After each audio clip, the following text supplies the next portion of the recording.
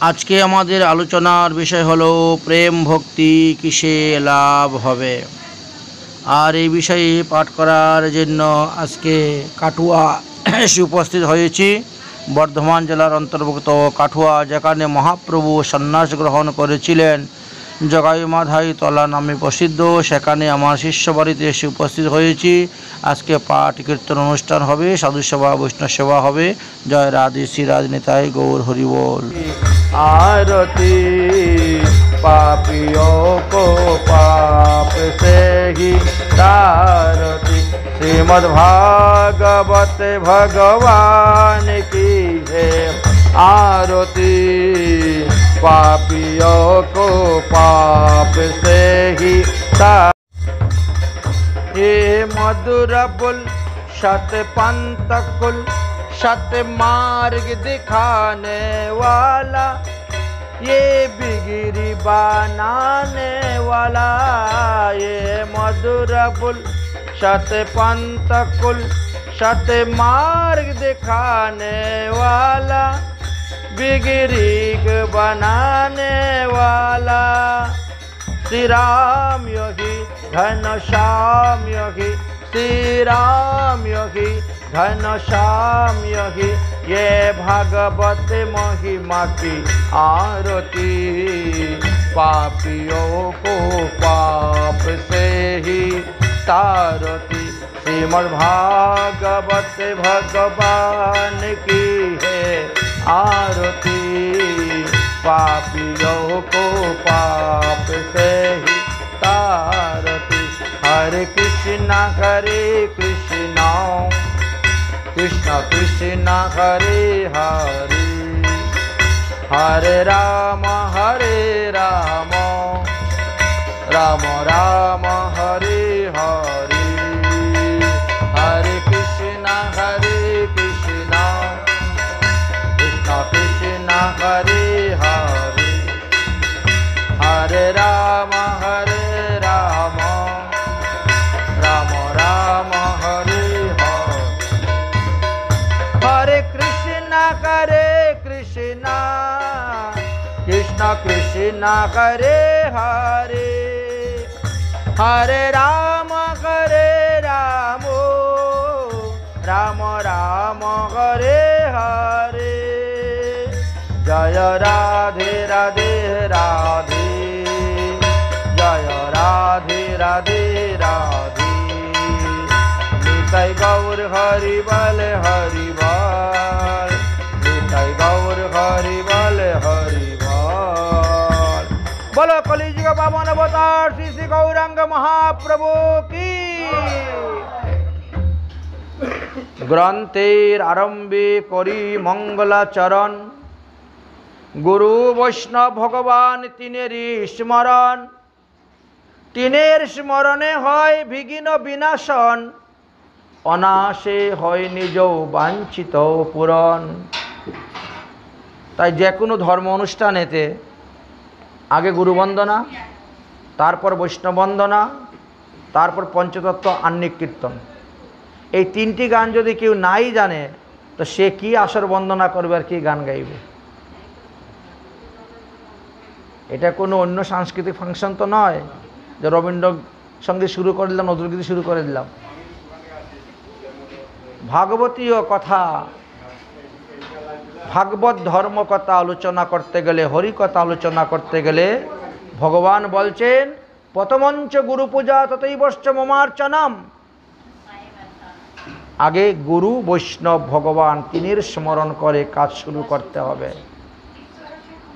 এই জন্য আগে গুরু বন্দনাটা শিখতে হবে, তারপরে বৈষ্ণব বন্দনা শিখতে হবে, তারপরে পঞ্চতত্ত্ব আন্নিক কীর্তন শিখতে হবে। তার মধ্যে যদি নিতাই পদ গৌর পদ জানো তা আরও উত্তম। নিতাই পদ কমল কুটিচণ্ড শিশিতল যছায়াতে জগত জুড়ায়, ধনমুর নিত্যানন্দ পতিমুর গৌরচন্দ্র প্রণমুর যুগল কিশোর। গৌরাঙ্গেরও দুটি পদ, যার জন সম্পদ সে জানে ভকতি রসে সার। এই সমস্ত পদকীর্তন যদি নরোত্তম দাস ঠাকুর মহাশয়ের পদ কীর্তন যদি নাই শিখলেন তো গান গাইবেন কি? এটা ভাগবত ধর্ম। আর এই ভাগবত ধর্মের প্রচার প্রসার করে গেছেন কে? মহাপ্রভু। মহাপ্রভু এই স্থানে এসে সন্ন্যাস গ্রহণ করেছেন, কাটুয়াকে ধন্য করেছেন। কাটুয়ার কজন জীব সন্ন্যাস নিচ্ছে? আপনার কাটুয়ার মধ্যে কত লোক বাস করতেছে, কজন সন্ন্যাস গ্রহণ করতেছে, কজন সাধু হচ্ছে, চিন্তা করে দেখেন তো। আপনি আচরি ধর্ম জীবেরে শিখায়, আপনি না আচরিলে শিখানো না যায়। মহাপ্রভু নিজে এসে আচরণ করিয়ে দেখিয়ে গেলেন, আর এখানকার লোক কি করতেছে?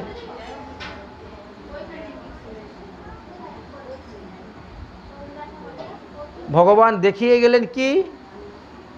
হ্যাঁ, সদ্গুরুর চরণাশ্রয় করতে হবে। মহাপ্রভু তো জগৎগুরু, জগৎগুরু কল্পতরু, তার উপরে গুরু নাই। তবে মহাপ্রভুর গুরু কেন ভারতী গোসাই? কেন? জীবকে শিক্ষা দেওয়ার জন্য, জীবকে শিক্ষা দেওয়ার জন্য। মহাপ্রভুর তো গুরুকরণ করার দরকার ছিল না, তিনি তো স্বয়ং সাক্ষাৎ ভগবান, তিনি অবতারী, সমস্ত অবতারের সার। তো তিনি এই কারণেই গুরুকরণ করেছিলেন যে জগৎবাসীকে শিক্ষা দিব যে গুরু বিনা তোমরা পার হইতে পারবা না।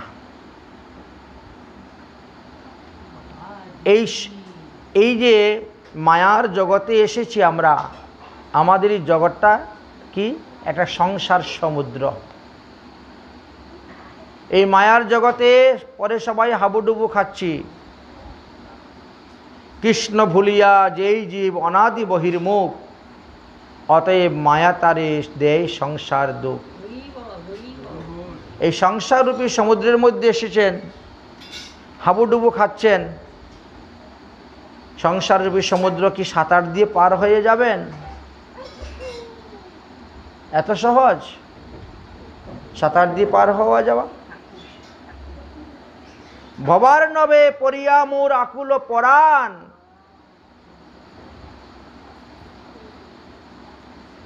কিসে পার হব আমি না জানি সাঁতার। তাহলে কি করতে হবে? ভাগবতরূপী নৌকাকে আশ্রয় করতে হবে। এই ভাগবত ধর্মরূপী নৌকাকে আশ্রয় করতে হবে।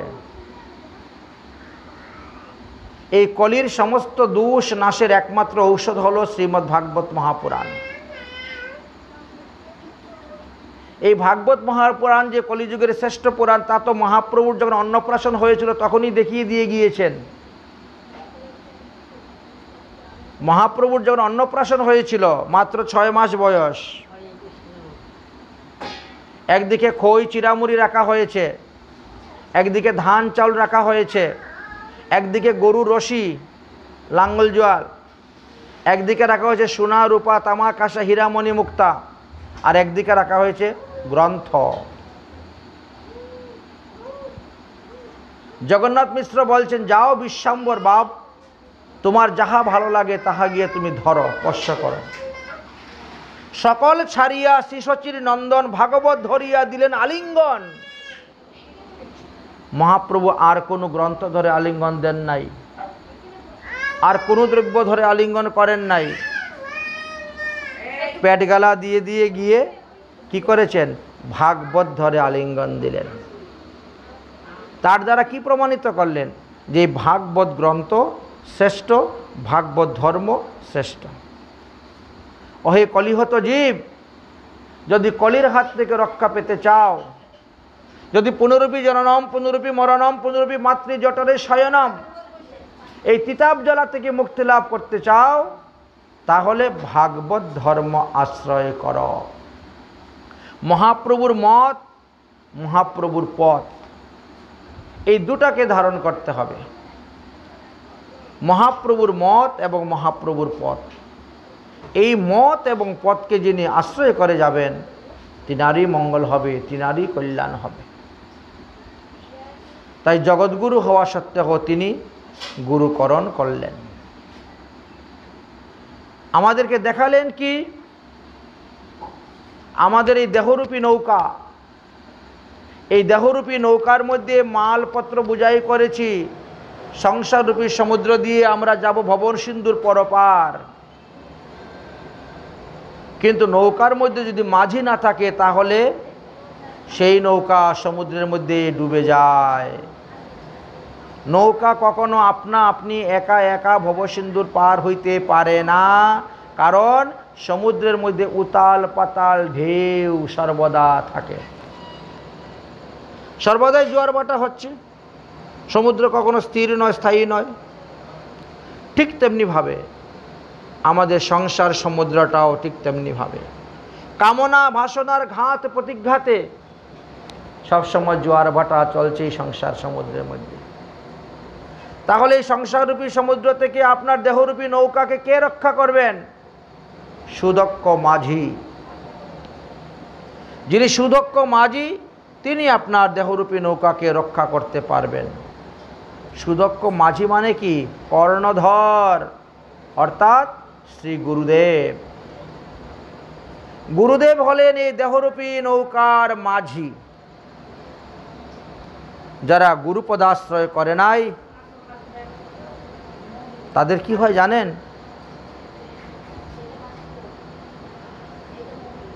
মৃত্যু পরে তাদেরকে অপজনীতে জন্মগ্রহণ করতে হয়। জপ তপ তন্ত্র মন্ত্র দীক্ষাই মূল হয়, দীক্ষা ভিন্ন সর্বকার্য হইবে ক্ষয়। অদীক্ষিত ব্যক্তির যদি মৃত্যু হয়, রৌরব নরকে বাস জানিবে নিশ্চয়। স্কন্দ পুরাণে তার আচিহে বর্ণন, আর মৃত্যুর পরে হইবে তার পিচাস জনম। কিন্তু আজকালকার লোক গুরুকরণ করতে গেলেও আজ করব, কাল করব, পরশু করব, 6 মাস পরে করব, মেয়েকে বিয়ে দিয়ে করব, বৃন্দাবন ঘুরে এসে করব। নিঃশ্বাসের কোনো বিশ্বাসই নেই। একমাত্র একজন লোকে বুকে হাত দিয়ে বলতে পেরেছিল যে 7 দিনের মধ্যে আমার মৃত্যু হইবে না, 7ম দিবসে গিয়ে আমার মৃত্যু হবে, এর আগে আমার মৃত্যু হবে না। কে? মহারাজ পরীক্ষিত। মহারাজ পরীক্ষিতের কাছে যখন গৌর বসু এসে উপস্থিত হলেন এবং সেই গৌর বসু যখন বললেন যে মহারাজ পরীক্ষিত, আগামী 7ম দিবসে তোমার তক্ষক নাগ ধ্বংসনে মৃত্যু। গৌর বসু তখন বললেন যে হ্যাঁ, তাহলে 7ম দিবসে মৃত্যু, তার আগে আমার মৃত্যু হবে না। কিন্তু আমাদের কিন্তু বিশ্বাস নেই 7 মিনিটেরও। যমস্য করুণা নাস্তি ধর্মস্য তরিতা গতি। যমের কোনো মায়া দয়া নাই, যমের কোনো করুণা নেই। যম মহারাজ আসবেন, ধরবেন, নিয়ে চলে যাবেন। তখন যদি বলেন যে একটু দাঁড়াও, আমি একটু স্নান করে নেই, 2 পেস মালা গলায় দিয়ে দেই, কপালে একটু চন্দন লাগিয়ে দেই, সেই সময় দিবেন না। কারণ যথেষ্ট সময় দেওয়া আছে, সময়ের সদ্ব্যবহার করেন নাই। সোনায় রূপায় জড়িয়া থাকিলে জমে না ছাড়িবে তাই। যতই সোনাদানা গলায় দেন না কেন, হাতে পরেন না কেন, জমে ছাড়বে না। সোনায় রূপায় জড়িয়া থাকিলে জমে না ছাড়িবে তাই। জমের হাত থেকে ছাড়ার উপায় কি? তুলসীর মালা কণ্ঠে ধারণ, ঊর্ধ্বপুণ্ডক তিলক ধারণ করা। এই ঊর্ধ্বপুণ্ড তিলক ধারণ করলে কি হয়? যা কিছু করবেন সেই সমস্ত পুণ্যফল অক্ষয় অব্যয় অমর হয়ে থাকবে। অক্ষয় অব্যয় অমর হয়ে থাকে, এই জন্য তিলক ধারণ, মালা ধারণ।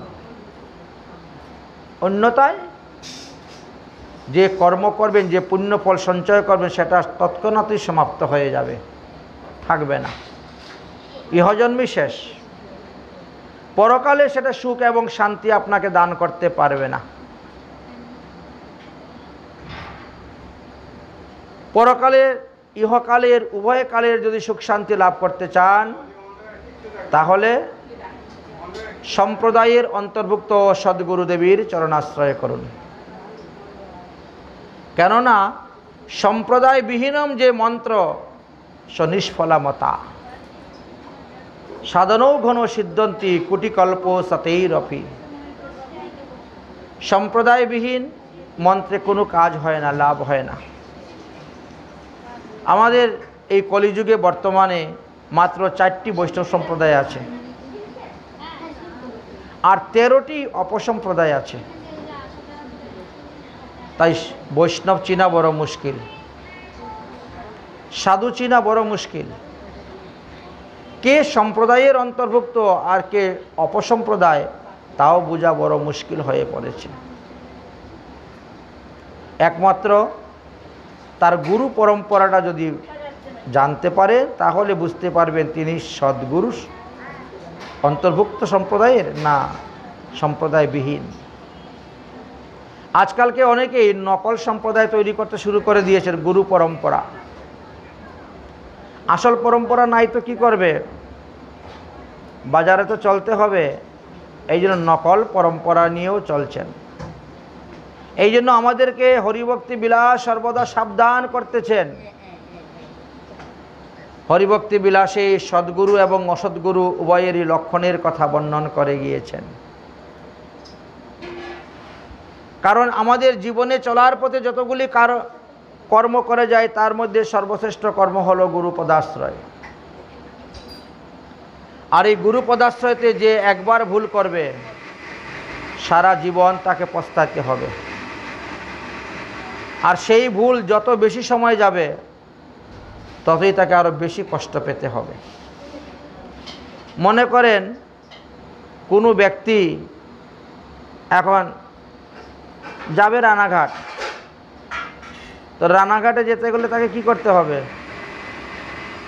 তাকে ব্যান্ডেলে গিয়ে ট্রেন পাল্টাতে হবে। তো নৈহাটি, মনে করুন নৈহাটি যাবে, কোনো এক ব্যক্তি নৈহাটি যাবে, তো নৈহাটি যেতে গেলে তাকে এখান থেকে হয়তো ডাইরেক্ট নৈহাটি ট্রেন ধরতে হবে। এখান থেকে যে সমস্ত ট্রেন কাটুয়া হয়ে নৈহাটি যায় সেই ট্রেনে বসতে হবে, আর না হলে ব্যান্ডেলে গিয়ে ট্রেন পরিবর্তন করে নৈহাটি যেতে হবে। এবং সে যদি মনে করে যে না আমি সোজা নৈহাটি চলে যাবো, যাবে কোন দিকে, ট্রেনের রাস্তা কোথায়? সোজা যেতে গেলে সোজা রাস্তা ধরতে হবে। ঠিক তেমনিভাবে 4টি সম্প্রদায় আছে, শ্রী ব্রহ্ম রুদ্র সনক। শ্রী ব্রহ্ম রুদ্র সনক এই 4টি সম্প্রদায় সোজাসুজি পৌঁছাই দিবে। আর বাকি যে অপসম্প্রদায়গুলো আছে তারা সোজা পৌঁছাইতে পারবে না। কিছু দূর আপনি গিয়েছেন, যাওয়ার পরে ওই থেকে নেমে যেতে হবে, নেমে গিয়ে আবার ওই ট্রেনে ধরতে হবে, না হলে হবে না। বর্তমান জগতে যারা মহাপ্রভুর মত মহাপ্রভুর পথ ত্যাগ করে, 4 সম্প্রদায়ের মত পথ ত্যাগ করে অন্যান্য স্থান থেকে দীক্ষা আদি গ্রহণ করে যাচ্ছেন, তারা কিন্তু নির্দিষ্ট স্থানে পৌঁছতে গেলে অনেক কাঠকয়লা পুরাতে হবে। কারণ এখান থেকে তো আপনি চলে যাবেন হাওড়া, হাওড়া থেকে আবার বাস ধরে শিয়ালদা আসবেন, শিয়ালদা থেকে বাস ধরে আবার নৈহাটি আসবেন বা ট্রেন ধরে নৈহাটি আসবেন, কতটা ঘোরাতে হচ্ছে। সব রাস্তা ঠিক জায়গা মতো গিয়ে পৌঁছে না, সব নদীর জল সমুদ্রে পৌঁছে না। এখন তো বর্ষাকাল, সব নদী তো ভরা নদী, কিন্তু যখন শীতকাল আসবে, বসন্তকাল আসবে, গ্রীষ্মকাল আসবে, তখন দেখবেন নদীর জল শুকিয়ে গেছে। সেই নদীর জল সমুদ্রে গিয়ে আর পৌঁছায় নাই। ওখানে থেকে থেকেই জলের মধ্যে গাছের পাতা অনেক কিছু পরে জলটা অশুদ্ধ হয়ে যায়, জলটা নষ্ট হয়ে যায়, জলটা পচা দুর্গন্ধ হয়ে যায়, শুকিয়ে যায়। এরকম অনেক খাল বিল আছে না, শুকিয়ে যায়। এই জন্য বলছেন যে গুরু ধরো জেনে জল খাও ছেনে। গুরুকরণ করা আবশ্যক, প্রয়োজন। গুরু বিনা কেসে পার হবি, গুরু বিনা তো পার হওয়া যাবে না। কিন্তু গুরুকরণ করতে গেলে একটু বুঝে শুনে করবেন। আমরা কেন গুরুকরণ করি, কেন আমরা গুরু পদাশ্রয় করি, মহাপ্রভু কেনই বা করলেন? তিনি ঈশ্বরপুরীর নিকট থেকে তিনি দশাক্ষর মন্ত্রে দীক্ষা নিয়ে আসলেন। সেও আবার গয়াধামে। ঈশ্বরপুরীর বাড়ি তো বেশি দূর নয়, এখানে পাশেই তো হালি শহর, চৈতন্য ডুবা, আজবদি প্রসিদ্ধ নাম। কিন্তু দীক্ষা নিলেন কোথায়? গয়াতে। কেন নিয়েছেন? প্রমাণ কি দেখিয়েছেন? যখন যেখানে সদ্গুরুর দর্শন হবে পাবে, তখনই সেখান থেকে তুমি দীক্ষা নিতে পারবে। এখন প্রশ্ন হলো, ঈশ্বরপুরী তো নবদ্বীপে এসেছিলেন। ঈশ্বরপুরী যখন কৃষ্ণলীলামৃত নামক গ্রন্থ রচনা করেছিলেন, সেই গ্রন্থের কোথায় কোথায় ভুল আছে, সেই ভুলটা ধরে দেওয়ার জন্য একজন বিজ্ঞ পণ্ডিতের দরকার। নিজের ভুল কখনো নিজে ধরা যায় না। এবং গ্রন্থ সংশোধন করার জন্য তিনি নবদ্বীপে এসেছিলেন। নবদ্বীপে আসার পরে তিনি শুনলেন কি? তিনি শুনলেন যে নবদ্বীপের মধ্যে হলো শ্রেষ্ঠ পণ্ডিত নিমাই পণ্ডিত। নিমাই পণ্ডিতের উপরে আর কোনো পণ্ডিত নেই। বড় বড় দিগ্বিজয়ী পণ্ডিতকে তিনি পরাজিত করে দিয়েছেন। তাহলে নিমাই পণ্ডিতকেই আমার এই পুঁথিখানা দেখাবো কোথায় কোথায় ভুল আছে। নিমাই পণ্ডিত টুলের ছাত্রদেরকে লেখাপড়া করিয়ে টুলের ছাত্রদেরকে বিদায় দিয়ে তিনি পুঁথিখানা গ্রন্থে নিয়ে বাড়ির দিকে রওনা হচ্ছেন। আর ঈশ্বরপুরী আসতেছেন। রাস্তায় সাক্ষাৎ, কথা প্রসঙ্গে পরিচয় হলো। পরিচয় হওয়ার পরে মহাপ্রভু ঈশ্বরপুরীকে গৃহে নিয়ে গেলেন। থাকার ব্যবস্থা, খাওয়ার ব্যবস্থা সমস্ত কিছু করে দিলেন। তখন তো তিনি দীক্ষা গ্রহণ করলেন না। অত সেই ঈশ্বরপুরীর নিকট থেকেই তিনি গয়াতে যখন গেলেন পিতৃশ্রাদ্ধ করার জন্য, তখন তিনি দীক্ষা গ্রহণ করলেন। দীক্ষার পরে আবার শেষে এসে সন্ন্যাস গ্রহণ করলেন কেশব ভারতীর নিকট থেকে। কারণ সন্ন্যাসী সম্প্রদায় 10 প্রকারের আছেন। গিরি, পুরী, ভারতী, সরস্বতী, বন, পর্বত থেকে আরম্ভ করে 10টি সম্প্রদায় আছে। এদেরকে দশনামী সম্প্রদায় বলা হয়। তার মধ্যে ভারতী সম্প্রদায় না একেবারেই ছোট, নিচ, ছোট। যদি কোনো ব্যক্তি ভারতী সম্প্রদায়ের কাছ থেকে দীক্ষা গ্রহণ করত বা সন্ন্যাস গ্রহণ করত, তাহলে সেই সন্ন্যাস দণ্ড ভেঙ্গে তার অর্ধেকটা সরস্বতী সম্প্রদায়কে দিতে হতো। মহাপ্রভু এই সম্প্রদায়ের মাথাকে উঁচু করার জন্য, জগতে প্রতিষ্ঠিত করার জন্য তিনি দীক্ষা গ্রহণ করলেন, সন্ন্যাস নিলেন। নিজে ছোট হইয়া বাড়ায় ভক্তেরই সম্মান। ভগবান নিজে ছোট হয়ে ভক্তর সম্মান দেন, ভক্তর মর্যাদা দিয়ে ভক্তকে বাড়িয়ে দেন, বড় করেন। এই জন্য সর্বদাই ভগবান বলছেন, আমি হইতে আমার ভক্ত বড়, আমি হইতে আমার ভক্ত বড়। ভক্তের সম্মান বাড়িয়ে দেন। ভক্ত এবং ভগবানের মধ্যে যেখানে দ্বন্দ্ব হবে, ভক্ত ভগবানের তো প্রেমের দ্বন্দ্ব, প্রেমের কলহ হয়, সেখানে দেখবেন ভগবান নিজেই হার মেনে নেবেন, ভক্তকে বড় করে দিবেন। শ্রীধাম বৃন্দাবনে হাডুডুডু খেলা হবে, কপাটি খেলা, ভগবান শ্রীকৃষ্ণ সখাদের সঙ্গে। খেলার পণ হলো কি? যে হারবে, সে যে জিতবে তাকে কাঁধে করে নিয়ে বংশী বটে যেতে হবে। বৃন্দাবন থেকে বংশী বটে নিয়ে যেতে হবে। ঠিক আছে, শুরু হলো খেলা। ভগবান শ্রীকৃষ্ণ নিজে ইচ্ছা করেই হেরে গেলেন।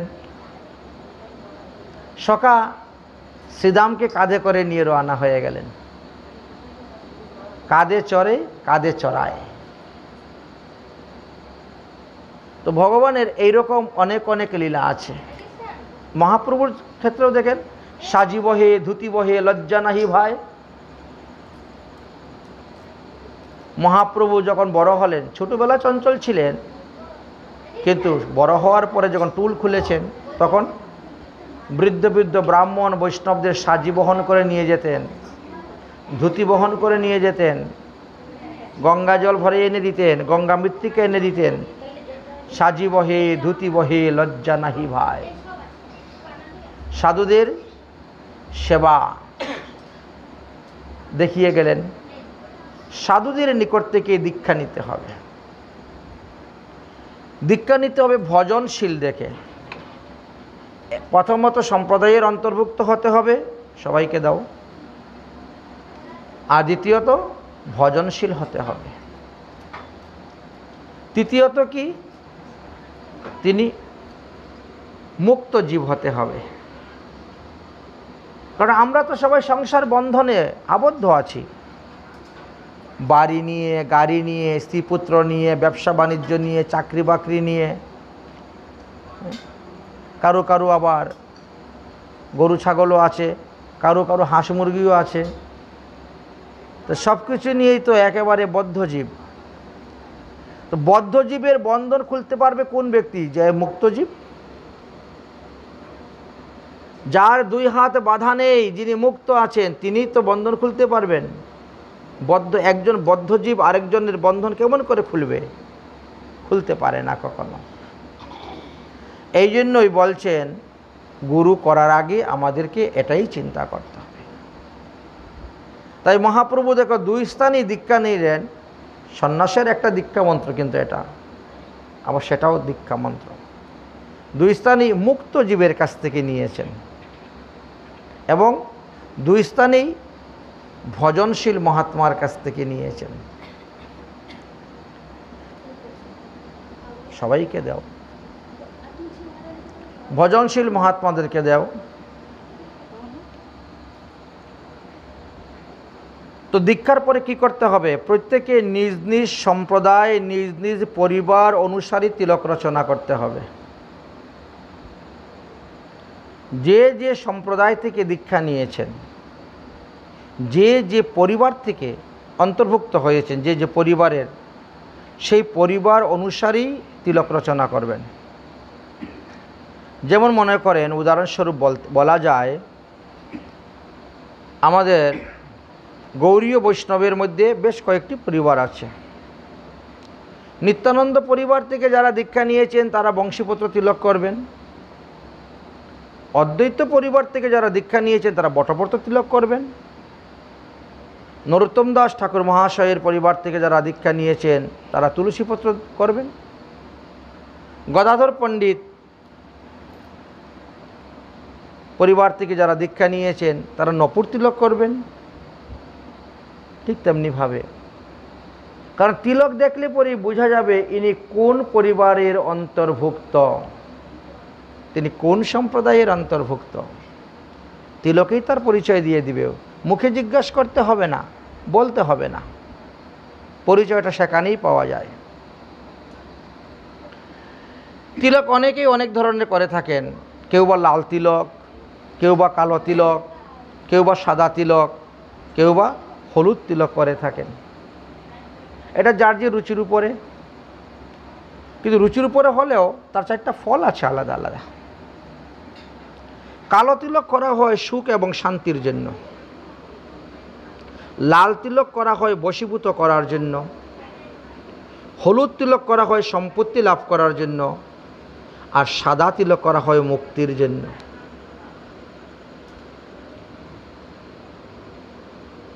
তো যেটাই করবেন একটাকেই আপনি ধরে রাখবেন, তবেই তো সিদ্ধি লাভ করতে পারবেন। যে কোনো একটা নিয়ম যদি কেউ 12 বৎসর করতে পারে, তা সেটার থেকে তার সেই সিদ্ধি লাভ হয়ে যায়।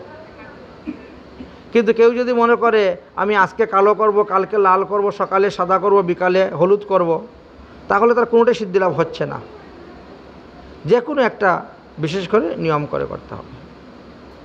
তো এই যে কালো তিলকটা, এটা রাধাকুণ্ড শ্যামকুণ্ডের রজ। মহাপ্রভু রাধাকুণ্ড শ্যামকুণ্ড আবিষ্কার করার পূর্বে থেকে গোপীচন্দনের মহিমার কথা ছিল। এই হলুদ তিলকটা গোপীচন্দন, গোপীচন্দনের মহিমার কথা সর্বশাস্ত্রে বর্ণন করা আছে।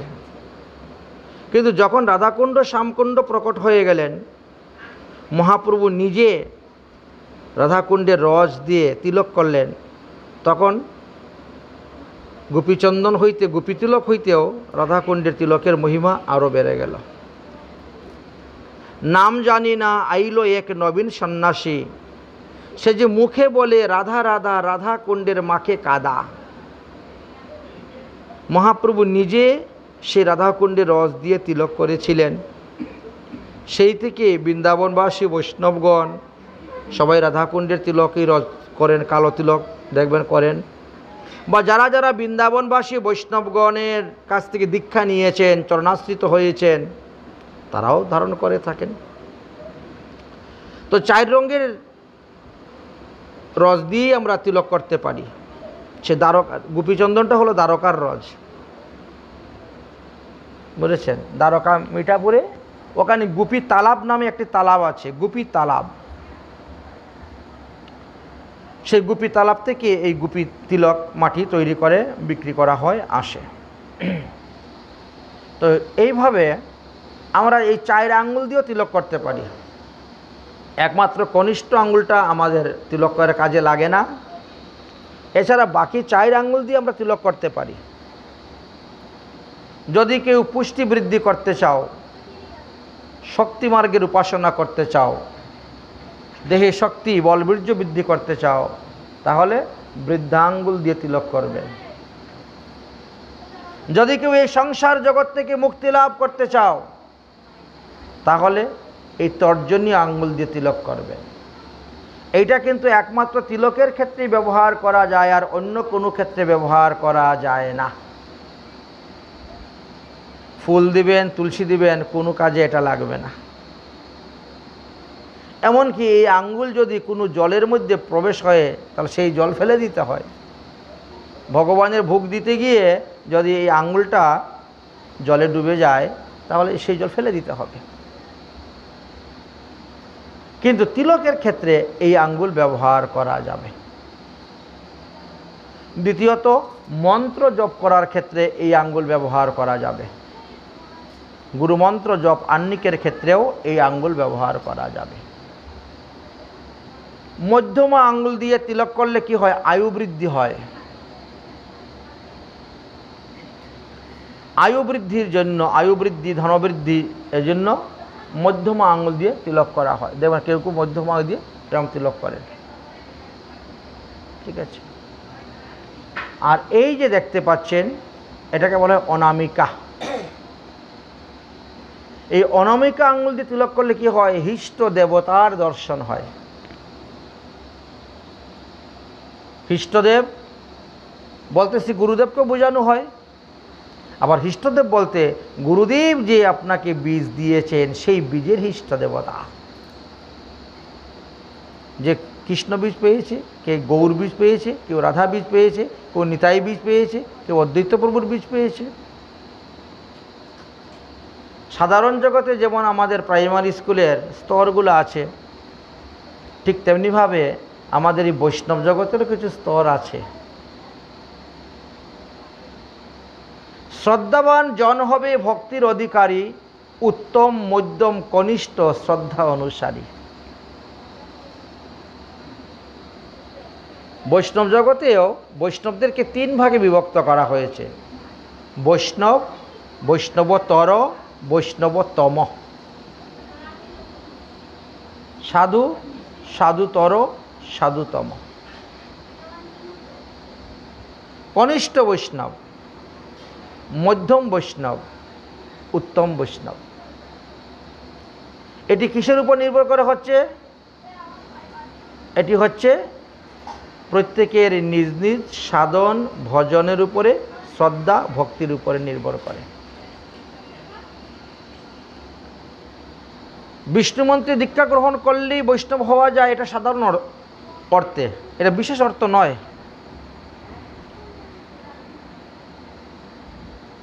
মধ্যমর্ত দিয়েছেন, হ্যাঁ, যার কাছে আপনি যে বিষ্ণু মন্ত্র গ্রহণ করবেন তিনাকে বৈষ্ণব হতে হবে। বৈষ্ণবের নিকট থেকে যদি আপনি বিষ্ণু মন্ত্র গ্রহণ করেন তাহলে আপনি বৈষ্ণব। দুটা হলো। তৃতীয়টা, বৈষ্ণবের নিকট থেকে বিষ্ণু মন্ত্র গ্রহণ করে আপনাকে বৈষ্ণব ধর্ম যদি ঠিকভাবে পালন করে যান তাহলে আপনি বৈষ্ণব। এমনও তো আছেন বাবাজি মহারাজের কাছ থেকে, বৈষ্ণবের কাছ থেকে দীক্ষা গ্রহণ করেছেন, কিন্তু তারপরে কোনো মালা নাই গলায়, তিলক নেই গলায়, একাদশী ব্রত করে না, সদাচার পালন করে না, প্রসাদ গ্রহণ করে না, তাহলে তিনি বৈষ্ণব হয়ে গেলেন বৃন্দাবনে বাবাজির কাছে দীক্ষা নিয়েই? আচরণ তো করছেন না, পালন তো করছেন না। মহাপ্রভু সেই আচরণ করিয়ে দেখিয়ে গেলেন, আমাদেরকে আচরণকে শিখিয়ে গেলেন। শুধু মহাপ্রভু কেন, ভগবান কৃষ্ণচন্দ্র করে গেছেন, ভগবান রামচন্দ্র এসে করে গেছেন। সবাই এসে আচরণ করে দেখিয়ে গিয়েছেন, আচরণ করে শিখিয়ে গিয়েছেন। ভগবান রামচন্দ্র যেমন ছিলেন মর্যাদা পুরুষোত্তম, তিনিও গুরু করেছেন। সত্যযুগে সন্ন্যত ঋষি যে, ত্রেতাযুগে বিশ্বামিত্র রামের গুরু সে, দাপরেতে গর্গাচার্য শ্রীকৃষ্ণর নাম রেখে যান। কলিযুগে কেশব ভারতী শ্রীকৃষ্ণ চৈতন্যর নাম দেন মহামতি। যুগে যুগে গুরুপতি ভক্তি প্রভুর এক সমান, নিজে ছোট হইয়া বাড়ান ভক্তেরই সম্মান। গুরুর মর্যাদা কিভাবে দিতে হয় ভগবান দেখিয়ে গেছেন, শিখিয়ে গেছেন। তাই গুরুপদাশ্রয় হলো আমাদের জীবনের সবথেকে বড় কাজ। এইটাতে ভুল করলে হবে না। আর যদি কেউ ভুল করে তাহলে সামনে স্টেশনে গিয়ে নেমে যাও। যদি ভুল গাড়িতে কেউ উঠে যান, গন্তব্যস্থানে তো পৌঁছতে পারবেন না। যত দূরে যাবেন ততই সমস্যা বাড়বে। তাই যত তাড়াতাড়ি পারবেন পট করে নেমে যাবেন। আমি ভুল ট্রেনে উঠে গেছি, অতএব আমার নির্দিষ্ট জায়গায় যেতে পারবো না, পট করে নেমে যেতে হবে আপনাকে। নেমে আপনি আপনার ট্রেন ধরতে হবে। ভক্তিমার্গও ঠিক তেমনিভাবে, ভক্তিমার্গেও ঠিক তেমনিভাবে। ভক্তি তো অগাধ সমুদ্র, তার অন্ত কে পায়? তাই ভক্তি সমুদ্রে প্রবেশ করতে হলে, ভক্তি রাজ্যে প্রবেশ করতে হলে তাহলে কলিযুগ পাবন অবতার শ্রী শ্রী গৌরাঙ্গ মহাপ্রভুর এই যে মত পথ ভাবধারা থেকে আমরা এই জিনিসটা শিখতে পেরেছি।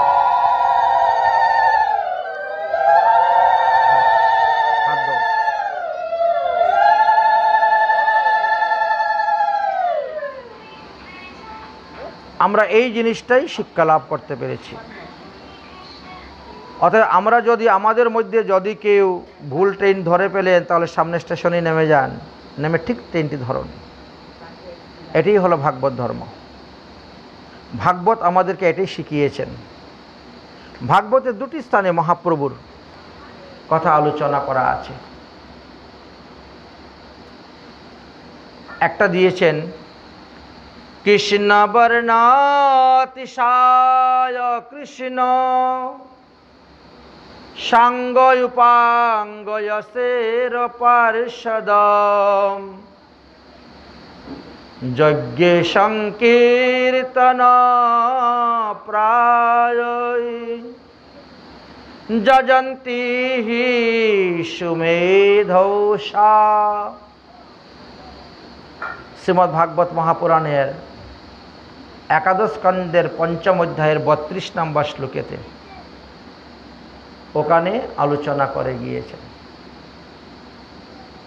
এই কলিযুগে সুবুদ্ধিমান মানুষ কারা? বলে বড় বড় বিজ্ঞানিকরা? না তো, ভাগবত এর কথা বলে নাই। এই কলিযুগে সুবুদ্ধিমান মানুষ তারাই যারা পঞ্চতত্ত্বের উপাসনা করে যাচ্ছেন। যারা অন্যান্য দেবদেবীর উপাসনা করছেন তাদেরকে ভাগবত ধর্ম কখনো বলে নাই তারা সুবুদ্ধিমান। এই কলিযুগে সুবুদ্ধিমান মানুষ তারাই যারা পঞ্চতত্ত্বের উপাসনা করতেছেন, যারা হরিনাম মহামন্ত্র কীর্তন করতেছেন, বলেছেন না, তারাই হলেন সুবুদ্ধিমান। কৃষ্ণ বর্ণ, কৃষ্ণ, আচ্ছা বর্ণ শব্দের দ্বারা তো অনেক কিছু বোঝায়। কোন স্থানে কোন শব্দের মুখ্য অর্থ নিতে হবে, লাক্ষণিক অর্থ নিতে হবে, গৌণ অর্থ নিতে হবে, বা রূঢ় যুগরূঢ় উপচারিকা অর্থ ব্যবহার করতে হবে, সেটা একমাত্র ব্যাসদেবী জানেন, বর্ণন করে গিয়েছেন। যিনি যে গ্রন্থ রচনা করেন তিনি জানেন যে আমি কোন অর্থে এখানে এই শব্দের ব্যবহারটা করেছি।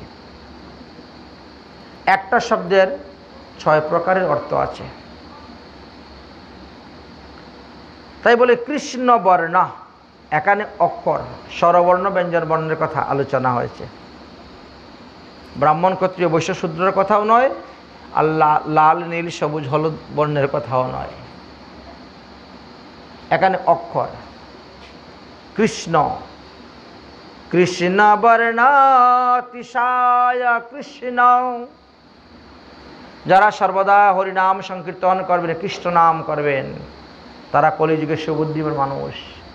তৃষা অকৃষ্ণ, অর্থাৎ কালো বর্ণ নয়, গৌর বর্ণ তনু শ্রী শ্রী গৌরী সুন্দরের উপাসনা করবেন যারা, কৃষ্ণ বর্ণ তৃষা অকৃষ্ণ। শুধু গৌর সুন্দর উপাসনা করবে বলে না, না, কৃষ্ণ বর্ণ তৃষা অকৃষ্ণ সাঙ্গ, স অঙ্গ, স অঙ্গ মানে সাঙ্গ। তো স অঙ্গ বলতে কি? মহাপ্রভুর অঙ্গকে নিত্যানন্দ প্রভু। নিত্যানন্দ প্রভুকে বলা হয়েছে মহাপ্রভুর অভিন্ন তনু। মহাপ্রভুর অভিন্ন তনু হলে নিত্যানন্দ রায়। তাহলে নিত্যানন্দ প্রভুর ভজনের কথা বললেন আমাদের। আরেকজনকে অদ্বৈত প্রভু। এই তিনজনই ঈশ্বর তত্ত্ব।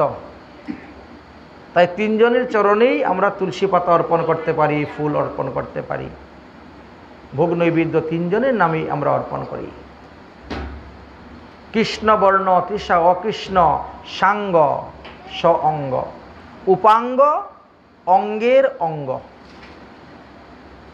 অঙ্গের অঙ্গকে বলা হয়েছে উপাঙ্গ।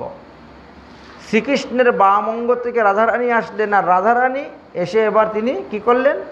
গদাধর রূপে আসলেন। ভগবানই এক অংশে ব্রহ্মার কণ্ঠ হইতে নারদ রূপে অবতীর্ণ হইলেন, আর সেই নারদই আবার শিবাস পণ্ডিত রূপে আসলেন। অঙ্গের অঙ্গ, উপাঙ্গ। শ্লোকটা দেখেন, কৃষ্ণ বর্ণ তৃষা অকৃষ্ণ সাঙ্গ উপাঙ্গ। তারপরে কি বললেন? অস্ত্র। অস্ত্র কই? মহাপ্রভু তো এই যুগে কোনো অস্ত্র ধরেন নাই। জগাই মাদাইয়ের উপর রাগ করে একবার অস্ত্রকে ডেকেছিলেন, সুদর্শন চক্রকে ডেকেছিলেন, তাই না? তার প্রমাণ আছে। এছাড়া তো মহাপ্রভু কোনো অস্ত্র নিয়ে আসেন নাই। রামাদি অবতারে নানা অস্ত্র ধরে পাপীকে করেছে সংহার, এটা আমরা দেখতে পাই রামায়ণে। কৃষ্ণ অবতারেও তিনি অস্ত্র ধারণ করেছেন। গৌর অবতারে অস্ত্র ধারণ করতে চেয়েছিলেন, কিন্তু নিত্যানন্দ প্রভু বাধা দিলেন। জগাই মারিল মুরে রাখিল মাধাই। অতএব তুমি অস্ত্রকে কেন ডাকতেছ? তুমি না বললে এই যুগে কোনো অস্ত্র ধরবে না? তুমি যে প্রতিজ্ঞা করেছিলে এই যুগে এবে নাহি অস্ত্র ধরব, প্রাণে নাহি কাউকে মারব, চিত্তশুদ্ধি করিব সবার, তাহলে এই কলিযুগে অস্ত্র অস্ত্র বলে কেন সুদর্শন চক্রকে কেন আহ্বান করছেন প্রভু? তাহলে কলিযুগের অস্ত্র কি? মহাপ্রভু কি অস্ত্র নিয়ে এসেছেন? হরিনাম সংকীর্তনকে এখানে লাক্ষণিক করতে অস্ত্র বলা হয়েছে। অস্ত্র দিয়ে আপনারা কি করেন? কোনো বস্তুকে কাটেন, তাই না? ধ্বংস করেন, বিনাশ করেন অস্ত্র দিয়ে। ঠিক তেমনিভাবে হরিনাম দিয়ে কিন্তু পাপকে কাটা যায়, অপরাধকে কাটা যায়। এই জন্য এখানে লাক্ষণী করতে হরিনামকে অস্ত্র বলা হয়েছে। কৃষ্ণ বর্ণ তৃষা অকৃষ্ণ সাঙ্গ উপাঙ্গ অস্ত্র পার্ষদম। তো মহাপ্রভুর সঙ্গে তো অনেক অনেক পার্ষদ, বিভিন্ন স্থানে তাদের জন্ম হয়েছে, কিন্তু নবদ্বীপে আসি হলো সবারও মিলন। কেউ হয়তো বাংলাদেশেও জন্মগ্রহণ করেছেন, কেউ ভারতের বিভিন্ন স্থানে জন্মগ্রহণ করেছেন, কিন্তু নবদ্বীপে আসি হইল সভারও মিলন। এই জন্য বলছেন নবদ্বীপ হেনগ্রাম ত্রিভুবনে নাই, জহি অবতীর্ণ হইলা চৈতন্য গোসাই। মহাপ্রভু এসে অবতীর্ণ হয়েছেন। তাহলে পার্ষদম, তো মহাপ্রভুর পার্শ্বত্ব অনন্ত অনন্ত, তার কত নামকে বলবেন? সংক্ষেপে আমরা এটাই বলি, 64 মহান্ত, 12 গোপাল, 6 কবিরাজ, 6 গোস্বামী, 8 কবিরাজ, তাই না? এতদ্ভিন্ন তো আরও অনেক অনেক পার্ষদ আছেন, কিন্তু এতজন পার্ষদের মধ্যে মাত্র 3.5 জন পরিকর। 3.5 জন পরিকর। কারণ এক হলো অন্তরঙ্গ ভজন আর এক হলো বহিরঙ্গ ভজন। বহিরঙ্গ ভক্তদেরকে নিয়ে নাম সংকীর্তন, শ্রবণ কীর্তন, আর অন্তরঙ্গ ভক্ত নিয়ে প্রেম আস্বাদন। এই জন্য মহাপ্রভুর পরিকর মাত্র 3.5 জন। কে কে? স্বরূপ দামোদর, রায় রামানন্দ, সিকি মাইতি, আর অর্ধ হলেন নারী মাধবী দাসী। মহিলাদেরকে অর্ধ ধরা হয়, মাধবী দাসী। এই তো 3.5 জন। এই 3.5 জনকে নিয়ে বসে প্রেম আস্বাদন করেছেন। এই জন্য এই শ্লোকের মধ্যে গিয়েছেন কৃষ্ণ বর্ণ তৃষা অকৃষ্ণ সাঙ্গ উপাঙ্গ অস্ত্র পার্ষদম। তারপরে কি বলছেন? যজ্ঞে সংকীর্তন প্রায়ই যজন্তি হি সুমেধসা। এবার বলেন যজ্ঞ সংকীর্তন প্রায়ই। যজ্ঞ বলতে এখানে নাম যজ্ঞের কথা বলা হয়েছে। অন্যান্য যুগে যেমন অশ্বমেধ যজ্ঞ, বাজপেয় যজ্ঞ, সত্রামিনী যজ্ঞ ইত্যাদি নাম আছে না, ছিল, কিন্তু কলিযুগে এই সমস্ত যজ্ঞ নেই। কলিযুগে নিষেধ। অশ্বমেধ গবালম্ব সন্ন্যাসং ফলপ্রত্যকম দেবরণ সুতিৎপত্তি কলোপঞ্চ বিবর্জিতা। কলিযুগে এই সমস্ত যজ্ঞ নেই। প্রতিটা যুগে যুগে কিছু কিছু যুগধর্ম লুপ্ত হয়, কিছু কিছু নতুন নতুন যুগধর্ম প্রকট হয়।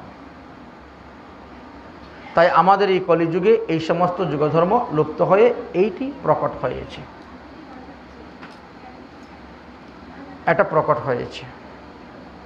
তাই হলো নাম সংকীর্তন। এই নাম সংকীর্তন যজ্ঞের দ্বারা যিনি কৃষ্ণকে ভজন করবেন, ভগবানকে ভজন করবেন, সেই তো সুমেধা পাবে কৃষ্ণের চরণ। তাহলে নাম সংকীর্তন তো আমরা জন্মের থেকে শুনে আসতেছি, জন্মের পর থেকেও শুনে আসতেছি, মায়ের পেটের থেকেও শুনতেছি, বিভিন্ন জায়গায় নাম সংকীর্তন হয়। তো সেই নাম সংকীর্তন শ্রবণ করে যদি আপনি নাম সংকীর্তন করেন, তাকে ফল হবে না। কেন? কারণ 10 প্রকার নাম অপরাধের মধ্যে 1 প্রকার নাম অপরাধ হলো গুরু পদাশ্রয় না করা। আমি গুরু পদাশ্রয় করলাম না, আর আমি হরিনাম কীর্তন করে যাচ্ছি, হবে না লাভ। কেন হবে না? ওই 10 প্রকার নাম অপরাধের মধ্যে 1 প্রকার অপরাধ তুমি আছো। হরিনাম করে সদা অপরাধেরও বিচার, ও ছাড়বে না। হরিনাম সর্বদা অপরাধের বিচার করেন। যদিও লেখা আছে এক হরিনামে যত পাপ হরে, পাপের সাধ্য নাই তত পাপ করে,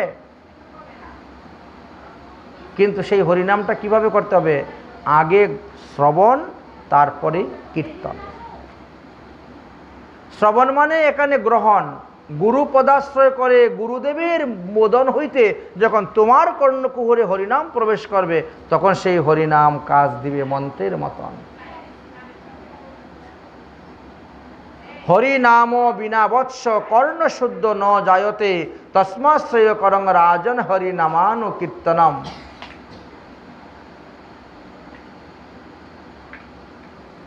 ব্রহ্মপুরাণেতে লেখা আছে, বিষবর্ণ মহারাজ বিবাহিত জীবনে বহুদিন নিঃসন্তান ছিলেন। তো যে যা বলছে তাই করে যাচ্ছেন। শেষে একজন বললেন যে আপনি কাত্যায়নী উপাসনা করুন। দেবী কাত্যায়নীর উপাসনা যখন করতে গেলেন, তখন দেবী কাত্যায়নী বলছে, বাবা তুই আগে হরিনাম গ্রহণ করে নিয়ে আয়, না হলে তোমারই মন্ত্র সিদ্ধি হবে না। তাই আমাদের দীক্ষা পদ্ধতির মধ্যে এক হলো মন্ত্রাশ্রিত আর এক হলো নামাশ্রিত, দুইটা পদ্ধতি আছে। প্রাইমারি স্কুল, হাই স্কুল যেভাবে আপনারাও আপনাদের ছেলে মেয়েদেরকে স্কুলে ভর্তি করতে গেলে আগে দেখেন কোন স্কুলের শিক্ষক ভালো, লেখাপড়া ভালো, কত কিছু বিচার করে স্কুলে ভর্তি করান। ঠিক তেমনিভাবে পরমার্থিক স্কুলেও কিন্তু এরকম বিচার আছে। ওটা হলো জড়বিদ্যা আর এটা হলো পরমার্থিক বিদ্যা। স্কুল কলেজে যে জড়বিদ্যা, সেই জড়বিদ্যার দ্বারা কি হবে?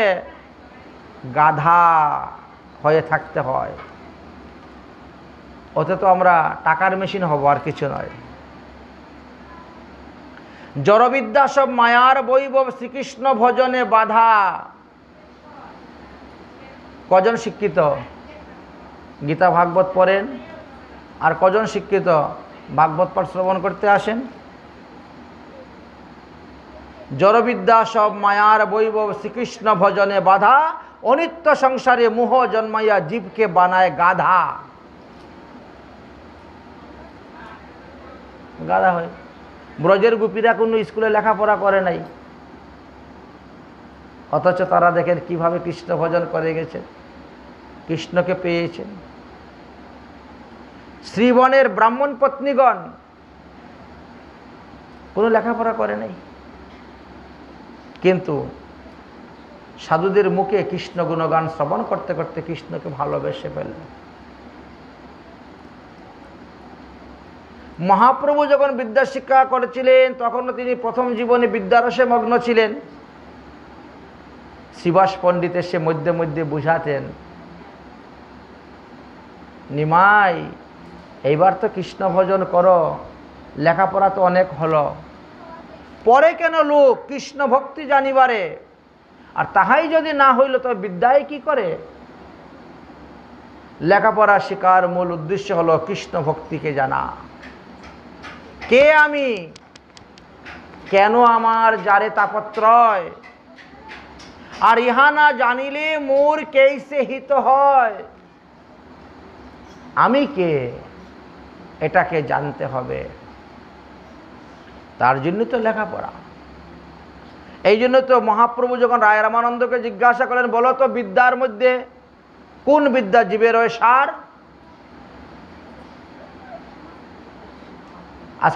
আজকালকে আমরা বিদ্যা শিক্ষা লাভের জন্য বিদেশে যাচ্ছি, ছেলে মেয়েদেরকে বিদেশে পাঠাচ্ছি বিদ্যা শিক্ষা লাভ করার জন্য। আর বিদেশিরা ভারতে এসে তারা কৃষ্ণ ভক্তিরূপী বিদ্যা শিক্ষা লাভ করে নিয়ে যাচ্ছে।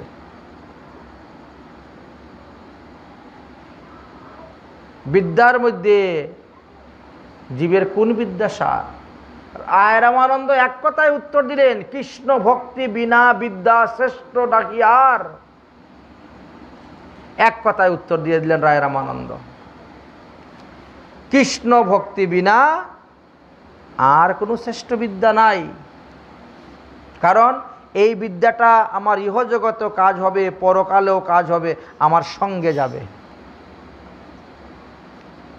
জ্ঞাতিভি ন বন্টিতে চৌরনাপি ন নিয়তে দানেন নয় ক্ষয়ম বিদ্যারত্ন মহাধনম। সম্পত্তি থাকলে 5 ভাই থাকলে 5 ভাই ভাগ করে নিয়ে নেবে, কিন্তু এই বিদ্যা কেউ ভাগ করতে পারবে না। চোর আসলে চুরি করে আপনার সম্পদ নিয়ে যাবে, কিন্তু বিদ্যা তো চুরি করে নিয়ে যেতে পারবে না। বিদ্যান সর্বত্র পূজানম, বিদ্বান ব্যক্তি সর্বত্র পূজিত হন। তাই বলছেন পরাবিদ্যা, বিদ্যা শস্ত্রঞ্চ শস্ত্রঞ্চ দেবীদ্য প্রতিপত্যতে, প্রথমা আদরে সদা, দ্বিতীয়া হাস্যতে বৃদ্ধা। 64 প্রকার বিদ্যা আছে বিদ্যার কলা। ভগবান কৃষ্ণচন্দ্র উজ্জয়িনীতে গিয়েছিলেন সন্দীপনী মুনির আশ্রমে, অবন্তিকাপুরী। 64 দিবসে 64 প্রকার বিদ্যা শিখে এসেছিলেন কলা। তারপরেও তিনি আমাদের কি দেখালেন না, এই বিদ্যা শ্রেষ্ঠ বিদ্যা। ভগবান শ্রীকৃষ্ণ মথুরা লীলা সমাপ্ত করার পরে যখন দ্বারকায় গিয়েছেন, তখন প্রতিদিন তিনি বেদ পাঠ করতেন। বেদের উপনিষদ অধ্যায়গুলা, চ্যাপ্টারগুলা তিনি পড়তেন। এই জন্য উপনিষদের থেকেই তিনি গীতা তো উপনিষদের সার অংশ উপদেশ দিয়েছিলেন। ভগবান নিজে পর্যন্ত পাঠ করতেন, ঊর্ধ্বপুণ্ড তিলক রচনা করতেন, আহ্নিক মন্ত্র জপ করতেন, গুরু বৈষ্ণবদেরকে প্রণাম করতেন, সাধুগুরু বৈষ্ণবদেরকে দান দক্ষিণা করতেন। সুদামা বিপ্র যাওয়ার পরে তার চরণ ধৌত করে দিয়েছেন, দেবশ্রী নারদ গেলে পরে তার চরণ ধৌত করে দিয়েছেন, মুনি ঋষিগণ গেলে পরে চরণ ধৌত করে দিয়েছেন। দেখিয়ে গেলেন, আপনি আচরি ধর্ম শিখিয়ে গেলেন। তাই এই কলিযুগে তারাই সুবুদ্ধিমান মানুষ যারা পঞ্চতত্ত্বের মন্ত্রে উপাসনা করে যাচ্ছেন, পঞ্চতত্ত্বের ভজন করে যাচ্ছেন, পঞ্চতত্ত্বের মত পথ গ্রহণ করে যাচ্ছেন।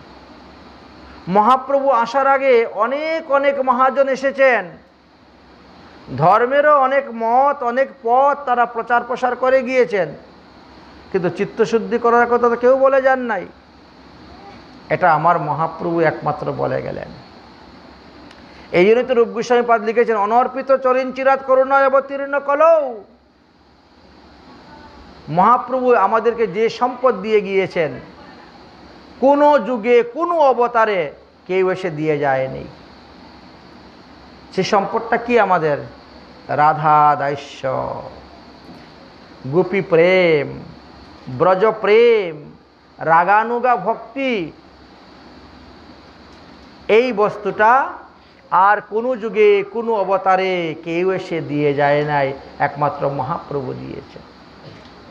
তাই তো আমাদের মহাজনগণ বলেন, যদি গৌর না হইত তবে কি হইত, কেমনে ধরিতাম দে রাধার মহিমা প্রেমরস সীমা, জগতে জানাই তো বা কে। তাই মহাপ্রভু এসে আমাদেরকে জাগালেন। মহাপ্রভুর 8টা শিক্ষাষ্টক শ্লোকের মধ্যে দেখবেন একটা শ্লোক আছে লেখা, চেত দর্পণ মার্জনম ভব মহাদাবাগ্নি নির্বাপণম। এই শ্লোকে হরিনামের মহিমার কথা বর্ণন করে গিয়েছে। হরিনাম যত বেশি জপ করবেন, তার চিত্তরূপী দর্পণ তত মার্জিত হবে, তত পরিষ্কার হবে।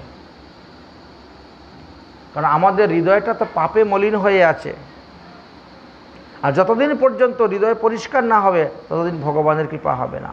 যাবস্তু পাপে হৃদয়ম মলিনম। পাপের দ্বারা হৃদয়টা যতক্ষণ মলিন হয়ে থাকবে ততক্ষণ ভগবানের কৃপা পাওয়া যায় না। আর ভগবানের কৃপা লাভ করার জন্যই সম্প্রদায়ের অন্তর্ভুক্ত সদ্গুরু চরণাশ্রয় করে সাধন ভজন করা। আপনি দীক্ষা গ্রহণ করেছেন, তখন গুরুদেব কি করেছেন? আপনাকে ভক্তিলতার বীজ দিয়েছেন আপনার কানের মধ্যে। ভ্রমিতে ভ্রমিতে কোনো ভাগ্যবান জীব গুরু কৃষ্ণ প্রসাদে পায় ভক্তিলতার বীজ। তো বীজ নিয়ে যারা ওই আলমারির থাকের মধ্যে রেখে দিয়েছেন, প্লাস্টিকের ডিব্বার মধ্যে ভরে, তারা কিন্তু মালাও গলায় দেয় না, তিলকও ধারণ করে না, আহ্নিক মন্ত্র জপ করে না, প্রসাদও খায় না, একাদশীও ব্রত করে না। অথচ বললে পরে বলবে, হ্যাঁ আমি অমুকের কাছ থেকে দীক্ষা নিয়েছি, অমুক আমার গুরুদেব। গুরু কি তোমার উদ্ধার করবে? করবে না। কারণ দীক্ষার পরে যদি কেউ গলার থেকে মালা খুলে ফেলে দেয়, তাহলে সে গুরুত্যাগী হয়ে গেল। গুরু ত্যাগ করলে যেই পাপ হয়, মালা খুলে রেখে দিলে সেই পাপ। একজন ব্রাহ্মণের যেমন উপনয়ন সংস্কার হওয়ার পরে তার মৃত্যুর আগ পর্যন্ত কখনো তার গলার থেকে পৈতা খুলবে না। খুলে কখনো? কখনো খুলে না। একটা পৈতা ছিঁড়ে যাওয়ার আগে আরেকটা পৈতা গ্রন্থি দিয়ে তৈরি করে পূজা করে রাখে। কারণ পৈতা ছিঁড়ে গেলে 3 পায়ের বেশি হাঁটা যাবে না। যেখানে পৈতা ছিঁড়বে সেখানে দাঁড়িয়ে থাকতে হবে, আরেকটা পৈতা গলায় দিবে, তারপরে হাঁটবে। যতক্ষণ আরেকটা পৈতা না আসবে তখন কথা বলতে পারবে না, মৌন থাকতে হবে। উপনয়ন সংস্কারে এটাই নিয়ম। ঠিক তেমনিভাবে দীক্ষার নিয়ম। দীক্ষা গ্রহণের পরে যারা মালা তিলক সব ভুলে যান, খুলে ফেলে দেন, মালা ছিঁড়ে গেছে গাঁথবো করতে করতে চলে যায় মাসের পর মাস, বছরের পর বছর, এরা গুরুত্যাগী অপরাধী, গুরুদ্রোহী বলে বর্ণন করে গিয়েছেন মহাজনগণ। এই জন্যই বলছেন দীক্ষা বুঝে শুনে করো, গ্রহণ করো।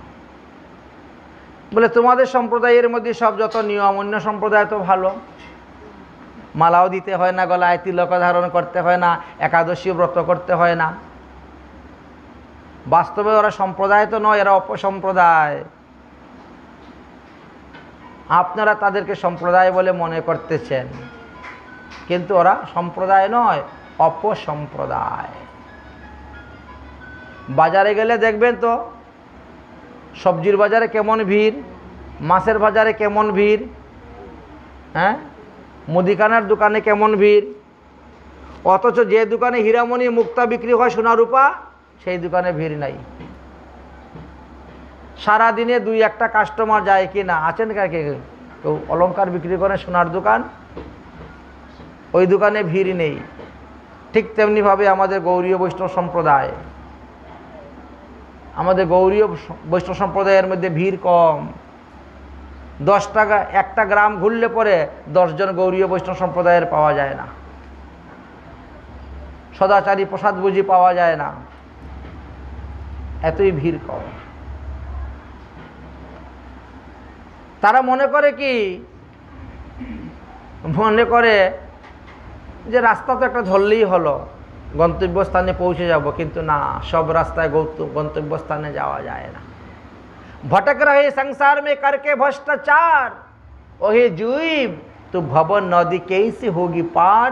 तन बल धन बल बुद्धि बल सारे करे ना कोई काम, एक बार मुख में जप ले बंदासी राधे राधे श्याम। ওখানে অন্য কোনো কিছু কাজ করবে না, ওখানে ঘুষও চলবে না, এমন এক জায়গা। তাই যাওয়ার পূর্বে সেই সম্বলটা তৈরি করে নাও। আমাদের মহাজনগণ বলছেন, হরি নাম মধুর রস পিয়ারে মনুয়া, এ সংসার সব ঝুটা। এই মিথ্যা সংসারটাকে সত্য বলে মনে করতেছি, শুধু খালি আমার আমার আমার আমার করে যাচ্ছি, আর আমি যে কার তাই জানি না। हरि नाम मधुर रस पियरे मनुआ, ये संसार सब झूठा। हरि नाम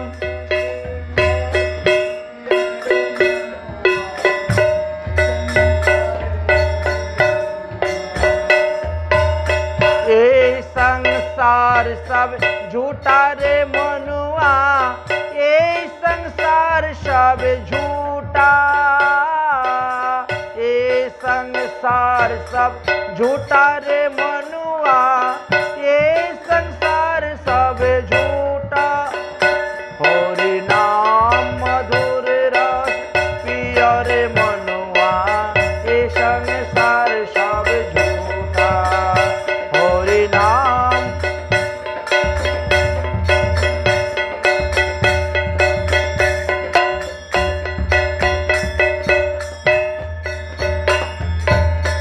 শ্রীমদ্ ভাগবত মহাপুরাণে গোকর্ণ তিনার পিতাকে বলেছিলেন, বাবা, অসার কলু সংসার দুঃখ রূপী বিমোহক,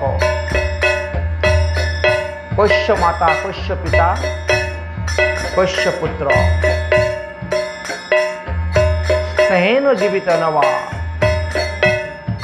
এই জগতে কে কার মা আর কে কার বাবা আর কে কার ছেলে? চোখ বন্ধ করলে তো সবই অন্ধকার। তাই নিজের আত্মাকে নিজে উদ্ধার করো। ছেলে মেয়েরা তোমাকে উদ্ধার করে দিবে এই আশা নিয়ে বসে থাকো না। ছেলে মেয়েরা কখনো মা বাবাকে মুক্তি দান করতে পারে না, তারা নরক থেকে উদ্ধার করতে পারে। তবে সেই ছেলে মেয়ে যদি বৈষ্ণব হয়, সদাচারী হন, তবে আপনাকে উদ্ধার করতে পারবে। যেই পর্যন্ত আপনার বংশে কোনো বৈষ্ণব সন্তান জন্মগ্রহণ করবে না, সেই পর্যন্ত আপনার পূর্বপুরুষ সব 84 লক্ষ যোনি ভ্রমণ করবেন, কখনো মুক্তি হবে না।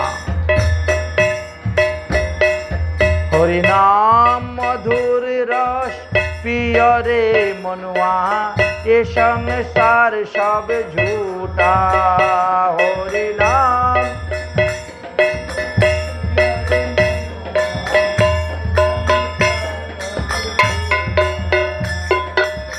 ए संसार सब झूठा रे मनुआ, ये संसार सब झूठा, ये संसार सब झूठा रे।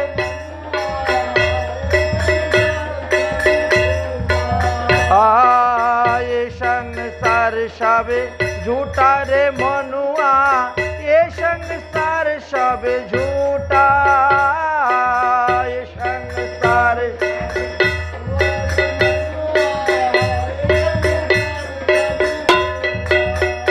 हरिनाम मधुर रसे पियरे मनुआ, ये संसार सब झूठा। हरि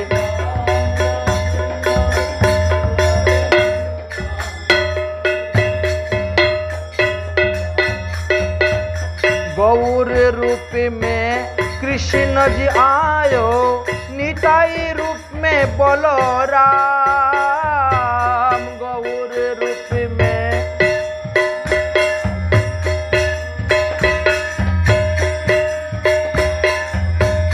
गौर रूप में कृष्ण जी आयो, निताई रूप में बोलो राम। गौर रूप में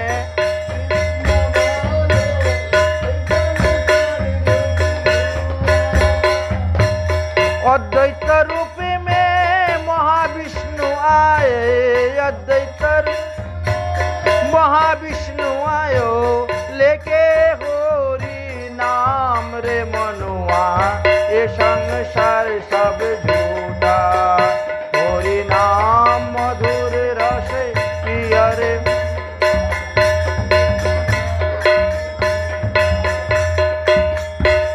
महाप्रभु के आनार जन्य শান্তিপুরের সীতানাথ যেভাবে গঙ্গার জলে তুলসী পাতা দিয়ে পুজো করেছিলেন সংকল্প করে, ঠিক তেমনিভাবে নামাচার্য হরিদাস ঠাকুর প্রতিদিন 3 লক্ষ হরিনাম করতেন ভগবানকে ধরাধামে অবতীর্ণ করার জন্য। আর তাদের প্রেমেতে, তাদের ভক্তিতে ভগবান ধরাধামে আসতে বাধ্য হলেন। এই জন্য ভক্তি দেবীকে বলা হয়েছে ঊর্জা শক্তি, চুম্বক শক্তি। চুম্বক যেভাবে লোহাকে আকর্ষণ করে, ভক্তি ঠিক তেমনিভাবে ভগবানকে আকর্ষণ করে। ভক্তির দ্বারা যদি কেউ ভগবানকে ডাকে, ভগবান তার কাছে না আসে থাকতে পারেন না। সে মানুষ হোক, পশু হোক, পক্ষী হোক, যেই হোক না কেন। ভাগবতে 4th মন্বন্তরে গজকুমিরের কাহিনীর কথা লেখা আছে। সে হাতি যখন ডাকলো ভগবান না আসে পারলেন, হাতির ডেকেও ভগবান আসলেন এবং তাকে রক্ষা করলেন। তাহলে गदाधर रूप में राधा रानी आयो, शिव से रूप में नारद जी। गदाधर आयो शिव से रूप, কারণ দাপর যুগে রাধারানী গোপের ঘরে জন্মগ্রহণ করে কৃষ্ণকে ভালোভাবে আস্বাদন করতে পারলেন না, তাই এই যুগে তিনি পুরুষ অবতার নিয়ে আসলেন, গদাধর রূপে শুদ্ধ ভক্ত রূপ নিয়ে আসলেন। गदाधर रूप में राधा रानी आयो, शिव से रूप में नारद जी। गदाधर रूप में राधा रानी, शिव से रूप में नारद। पंचतत्व मिलकर एकत्र,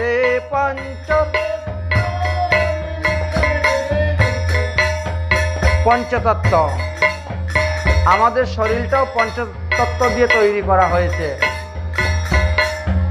স্থিতি, অপ, তেজ, মরুদ্ভূম। আমাদের দেহের মধ্যেও 5টা জ্ঞান ইন্দ্রিয় আছে, 5টা কর্মেন্দ্রিয় আছে। আমাদের দেহের মধ্যেও পঞ্চপ্রাণ আছে, প্রাণ, অপান, সমান, ব্যান, উদান অবস্থান করতেছে। আর সেই পঞ্চতত্ত্ব রূপে গৌরাঙ্গ নিত্যানন্দ অদ্বৈত গদাধর শ্রীবাস আসলেন। पंचतत्व मिलकर एकत्र, पंचतत्व मिलकर हरि नाम बिलाय गली गली रे मनुआ, ये संसार सब झूठा हरि नाम मधुर रस पिय रे मनुआ, ये संसार सब झूठा हरि नाम।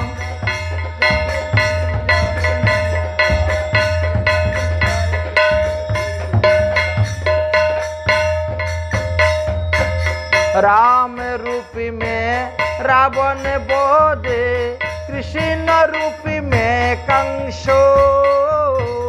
राम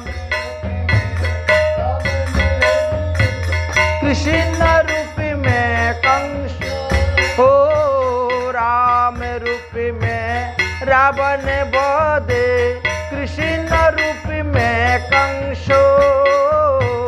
राम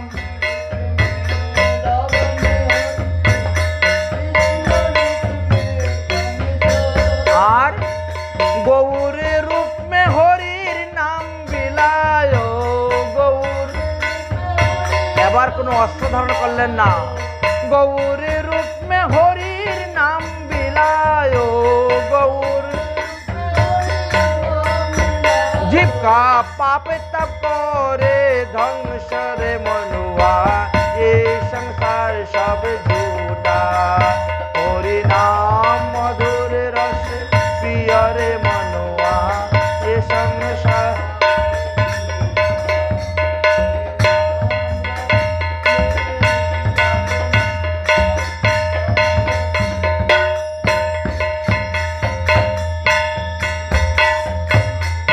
মৃত্যুর পূর্বে যদি পাপের প্রায়শ্চিত্ত করে না যেতে পারো, তাহলে মৃত্যুর পর ঘোর নরক যন্ত্রণা ভোগ করতে হবে।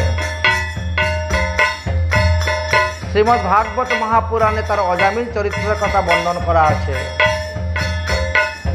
সেখানে সুখদেব গোস্বামী পাদ 28টি নরকের কথা বর্ণন করে গিয়েছেন। আমরা যে সমস্ত পাপ করে যাচ্ছি, এই পাপকে 9 ভাগে বিভক্ত করা হয়েছে এবং এক একটি পাপের কারণে আমাদেরকে এক এক কুণ্ডে, নরক কুণ্ডে হাজার হাজার বৎসর, লক্ষ লক্ষ বৎসর বাস করতে হয়।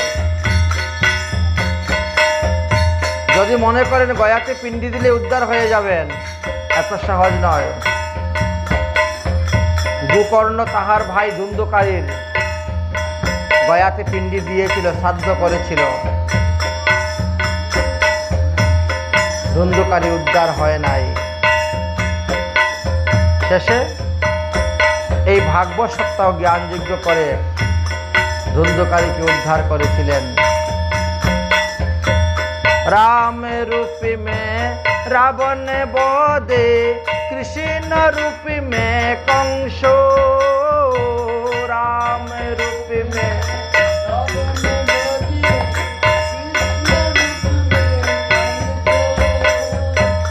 गौर रूप में हरिर नाम बिलायो। गौर रूप में जीविका पापे तब करे ध्वंस रे मनुआ। ये संसार सब झूठा, हरि नाम मधुर रस प्रिय रे मनुआ। ये संसार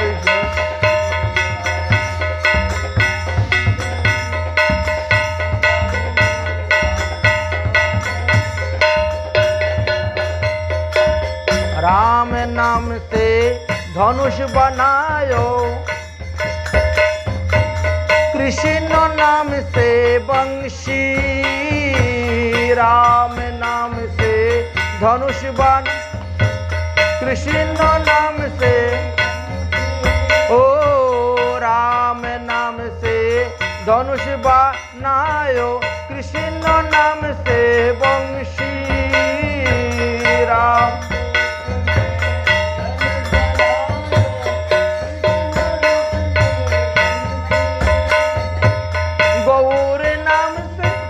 राधार नाम से वर्षी बनायो। राधार नाम से वर्षी बनाए, काट दे माया का फांसी रे मनुआ। ये संसार सब झूठा, हरि नाम मधुर रस प्रिय रे मनुआ। ये संसार सब झूठा, हरि नाम मधुर रस प्रिय रे मनुआ। बोलो भुवन मंगल हरिनाम संकीर्तन की। তাই রাধারানীর নামের অর্ষি বানিয়েছেন, যার দ্বারা আমরা এই মায়ার কে কর্তন করতে পারি, মায়ার ফাঁসিকে। অর্থাৎ আমার ছেলে, আমার মেয়ে, আমার বাড়ি, আমার গাড়ি, এটাই হলো মায়া, এটাই হলো মায়া। ভগবান আমার, আমি ভগবানের, এই কথা বলে কজনের? এই কথা বলার লোক বড়ই কম।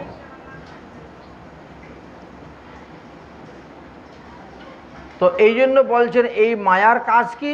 কখনো স্বর্গে উঠায় আর কখনো নরকে ডুবায়। ওর কাজই হলো এটা। কখনো স্বর্গে উঠায়, কখনো নরকে ডুবায়। দণ্ডকার গণকে রাজা যেমন আগে নদীতে চুবায়। নদীতে যেমন চুবাইতো আগের দিনে রাজারা, যত পর্যন্ত ঠিক কথা বলছে না তোমার শাস্তি দিতেন, ঠিক তেমনিভাবে। তো স্বর্গ মায়াদেবীর কাজও আমাদের এটাই। এই মায়ার হাত থেকে রক্ষা পেতে গেলে কি করতে হবে? যারা মায়াধীশ, যিনি মায়াকে জয় করতে পেরেছেন, তার সাধন করতে হবে, তার ভজন করতে হবে, তার অনুকরণ করতে হবে, তার অনুসরণ করতে হবে। যেমন আমাদের 64 মহান্ত, দ্বাদশ গোপাল, সরগোস্বামী, অষ্ট কবিরাজ, তারা মায়াকে জয় করেছেন। তো তাদের অনুসরণ করে যদি আমরা চলি, অনুকরণ করি, তাহলে আমরা কিন্তু মায়াকে জয় করতে পারব। রঘুনাথ দাস গোস্বামীর চিন্তা করছেন কত বড় ধনী ব্যক্তির ছেলে ছিলেন, যা আজ থেকে 500 বছর আগে যার বাবার আয় ছিল 20 লক্ষ টাকা। যখন 1 টাকা দিয়ে 8 মণ চাল কিনা যেত,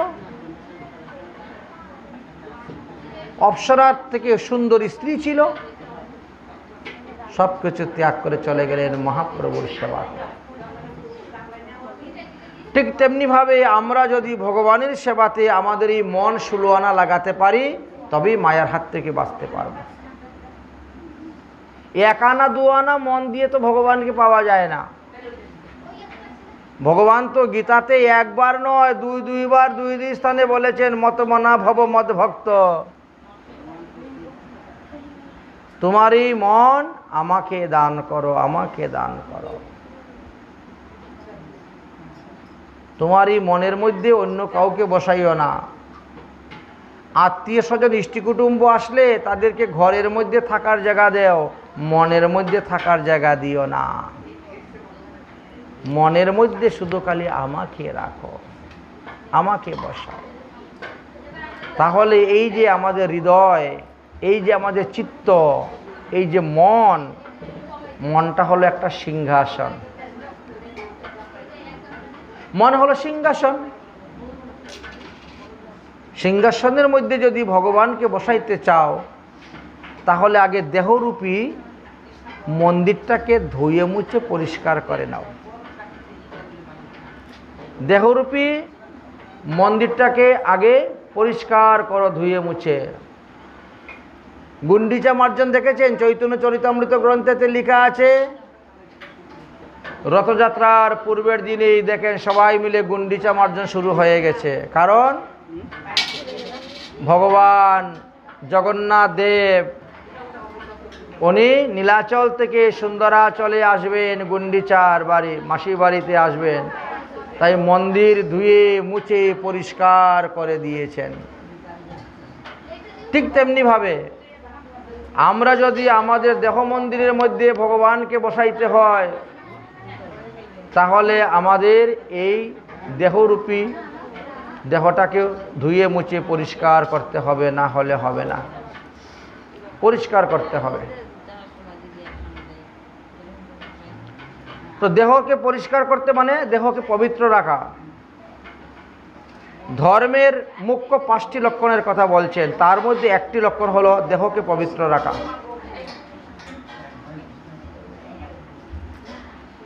দেহকে পবিত্র রাখতে গেলে কি করতে হবে?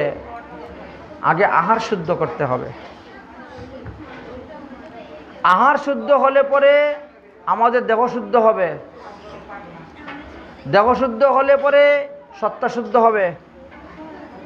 সত্তা শুদ্ধ হলে পরে ইন্দ্রিয় শুদ্ধ হবে। ইন্দ্রিয় শুদ্ধ হলে পরে বুদ্ধি শুদ্ধ হবে। আর বুদ্ধি শুদ্ধ হওয়ার পরে মন শুদ্ধ হবে। কারণ একটার সঙ্গে আরেকটা সম্পর্ক আছে। একজনে আরেকজনকে জড়িয়ে আছে, সম্পর্ক নিয়ে আছে। খালি বললেই মন শুদ্ধ হবে না, বললেই চিত্তশুদ্ধ হবে না, সম্পর্ক আছে। আপনি যদি আগুনের মধ্যে প্লাস্টিক দেন, প্লাস্টিকেরই তো গন্ধ করবে। আগুনের মধ্যে টায়ার দিয়ে দেন তো, গাড়ির টায়ার, তো ওর থেকে কি কর্পূরের ঘ্রাণ বেরোবে? না, ওই প্লাস্টিকের গন্ধই বেরোবে। আর যদি আগুনের মধ্যে কর্পূর দেন, কর্পূরের ঘ্রাণ বেরোবে। ঠিক তেমনিভাবে আমাদের পেটের ভিতরে আছে কি? জঠর অগ্নি। অগ্নি 49 প্রকার। ভাগবত মহাপুরাণে 49 প্রকার অগ্নির নাম দেওয়া আছে, আলোচনা করা আছে। 49 মরুদ্গণের আলোচনা করা আছে, বাতাসও 49 প্রকার আছে, অগ্নি 49 প্রকার আছে। তার মধ্যে এক অগ্নির নাম হলো জঠর অগ্নি। আমরা যা কিছু দিচ্ছি ওখানে সব ভস্ম করে দিচ্ছেন, সব। তাই যা কিছু পেটের মধ্যে দিবেন সেই গন্ধ বেরোবে, সেই গুণ আপনার দেহের মধ্যে বর্ধিত হবে। যার কারণে গীতাতে বারবার আমাদেরকে সাত্বিক আহার, রাজস্বিক আহার আর তামসিক আহারের 3 গুণের কথা বর্ণন করে গিয়েছেন। 3 গুণের স্বভাবের 3 ধরনের উপাসনা, 3 ধরনের সেবা পূজা, 3 ধরনের স্বভাব চরিত্র, 3 ধরনের চলাফেরা, আর মরলে পরেও 3 ধরনের লোক 3 স্থানেই যাবে: সতগুণ, রজগুণ, তমগুণ। যেই গুণের আহার করবেন সেই গুণের স্বভাব উৎপন্ন হবে, আর সেই গুণ অনুসারেই আপনি চলবেন, আর মৃত্যুর পরে সেই স্থানেই যাবেন। অধর্মং না ধর্মং আচরতি তমসামৃতা। যারা তমগুণের ব্যক্তি, তারা অধর্মকে সর্বদা ধর্ম বলে মনে করে আর ধর্মকে সর্বদা অধর্ম বলে মনে করে। বুঝেছেন? এই জন্যই সদ্গুণ এবং সাত্বিক ভক্ত সঙ্গ করার কথা বলেছেন। এই জন্য আমাদেরকে বলেন যে সাধুসঙ্গ করো, সৎসঙ্গ করো, সতের সঙ্গ করো। সৎ বলতে সাধু, কৃষ্ণ ভক্তের কথা বলা হয়েছে। সাধু শব্দের রূঢ় অর্থ হলো কৃষ্ণ ভক্ত, অন্য ভক্তের কথা বলেন নাই। কৃষ্ণ ভক্তকেই সাধু শব্দের দ্বারা উল্লেখ করে গিয়েছে। তাই সৎসঙ্গ সাধুসঙ্গ করার কথা আমাদেরকে বলছেন।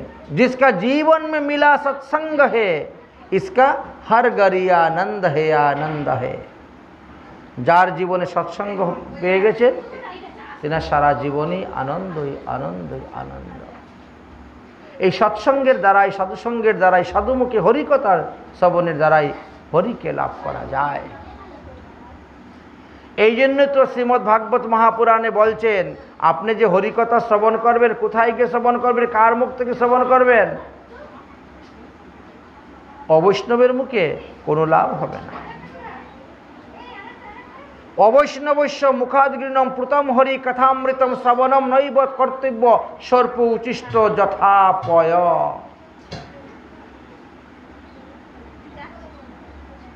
সাপের উচিষ্ট দুগ্ধ যেমন কেউ গ্রহণ করে না, পরিত্যাগ করে ফেলে দেয়, ঠিক তেমনিভাবে অবৈষ্ণবের মুখাগ্রীণ্য কথায়ও আমাদের ক্ষতি হয়। আর যার কারণে আমরা অধিকাংশ সময়ই ক্ষতির পাল্লাই পড়ে যাচ্ছি। এই কিছুদিন আগে দেখেন শ্রীকৃষ্ণ জন্মাষ্টমী গেল, কেউ আগের দিন পালন করলো, কেউ পরের দিন পালন করলো। তারপরের দিন একাদশী ব্রত গেল, কেউ আগের দিন পালন করলো, কেউ পরের দিন পালন করলো। গত বামন দ্বাদশী দিনে দেখেন সেই অবস্থা, কেউ বামন দ্বাদশী দিন ব্রত করেছে আর কেউ শুদ্ধ একাদশী দিন ব্রত করেছে।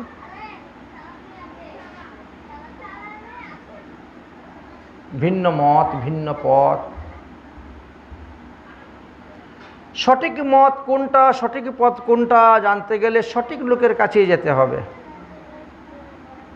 সঠিক লোক সঠিক জিনিসের দাম দিতে জানে, অন্য কেউ জানবে না সঠিক জিনিসের দাম দিতে। বুঝেছেন? সঠিক লোকের কাছে যেতে হবে, তাহলেই তিনি এর দাম দিতে পারবে।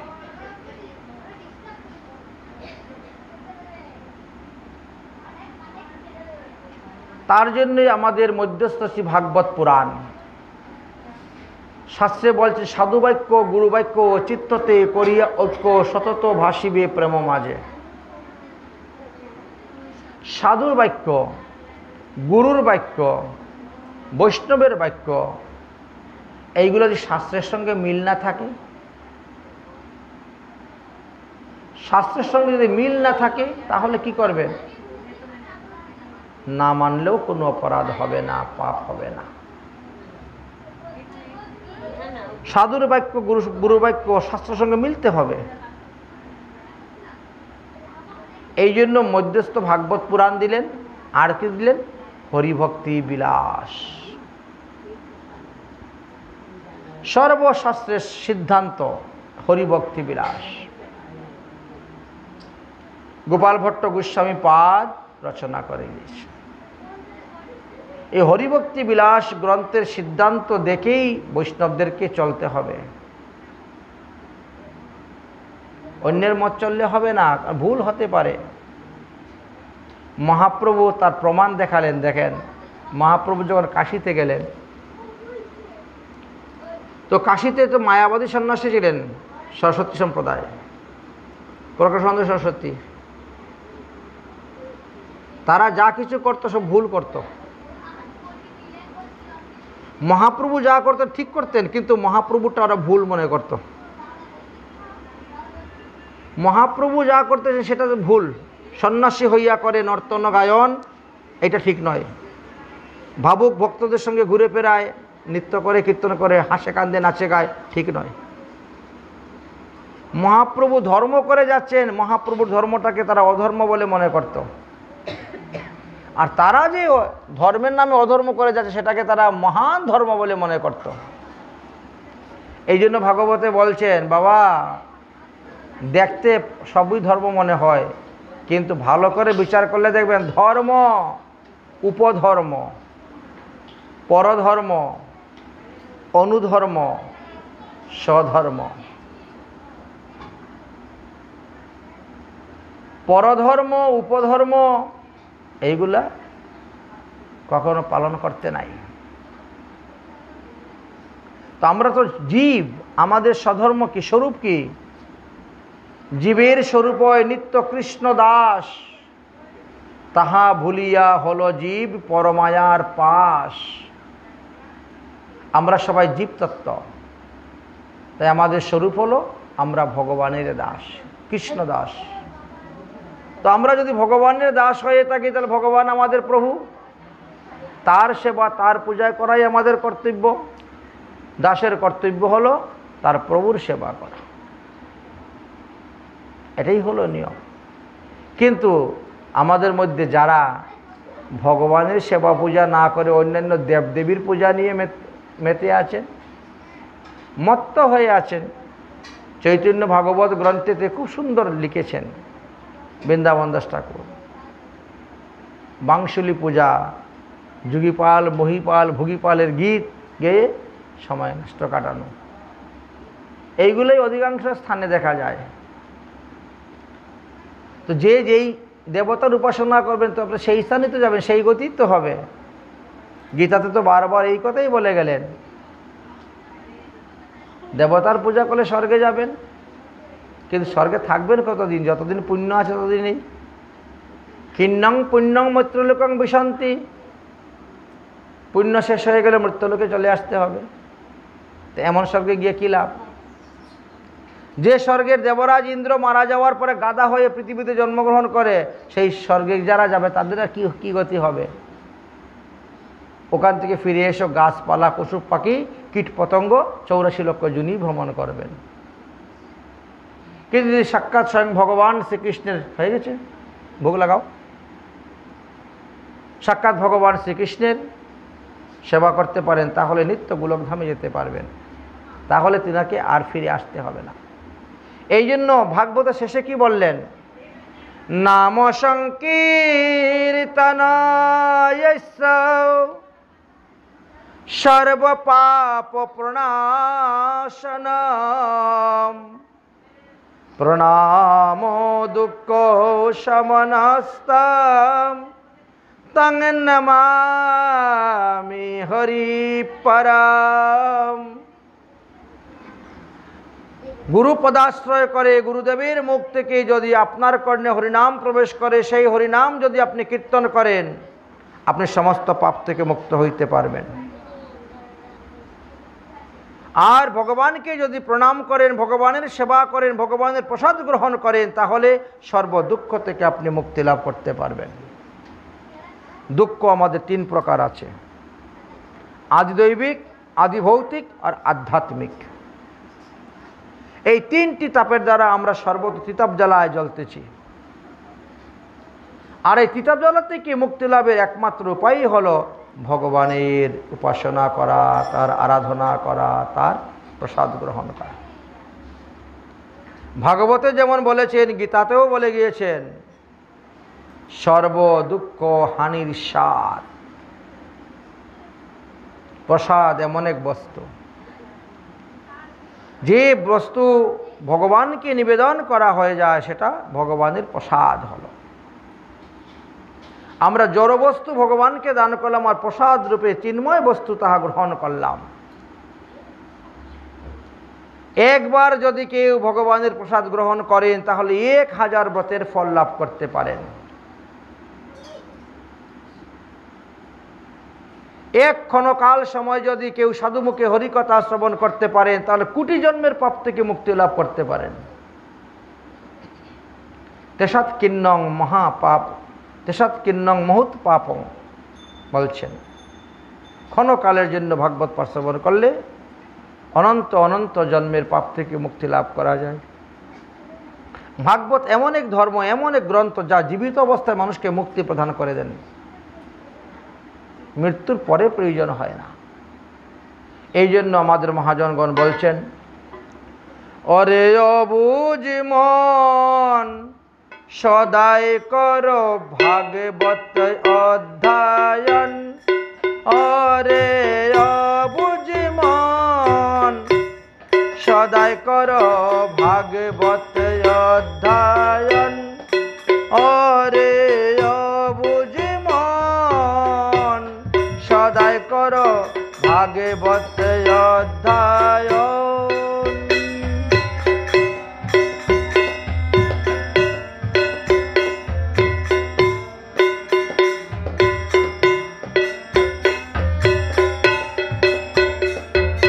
ভাগবত ভজ ভাগবত পূজ, ভাগবত বাণী ধর, সংসার বন্ধন হইতে মুক্তি নিতে পারো। ভাগবত ভজ ভাগবত পূজ, ভাগবত বাণী ধর, সংসার বন্ধন হইতে মুক্তি নিতে পারো।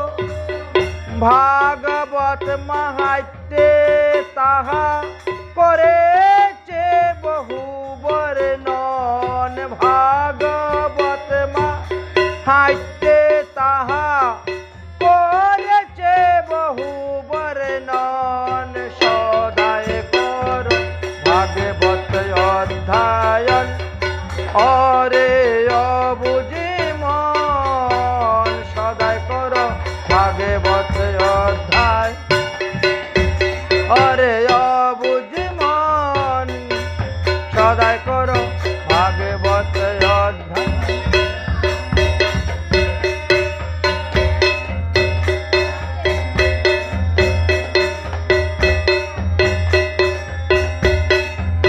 ভাগবত ভজ ভাগবত পূজ, ভাগবত বাণী ধর, সংসার বন্ধন হইতে মুক্তি নিতে পারো। ভাগবত মাহাত্ম্যে তাহা করেছে বহু বর্ণন। সদাই কর ভাগবত অধ্যায়ন, অরে অবুঝ মন সদাই কর। বেদ শাস্ত্র পুরাণ আদি সর্বশাস্ত্র হইতে মুক্তি দিতে ভাগবত গ্রন্থ শ্রেষ্ঠ এ জগতে। বেদ শাস্ত্র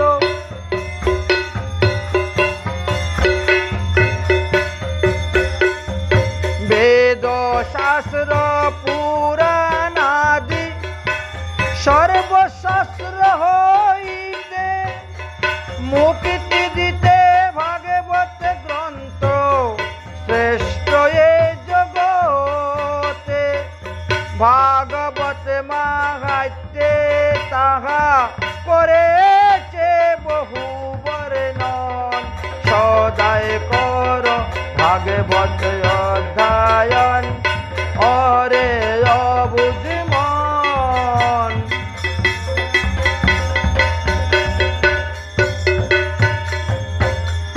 নারদাদি মুনি ঋষি রাজা জনক গণে অনায়াসে মুক্তি নিল ভাগবত অধ্যায়নে।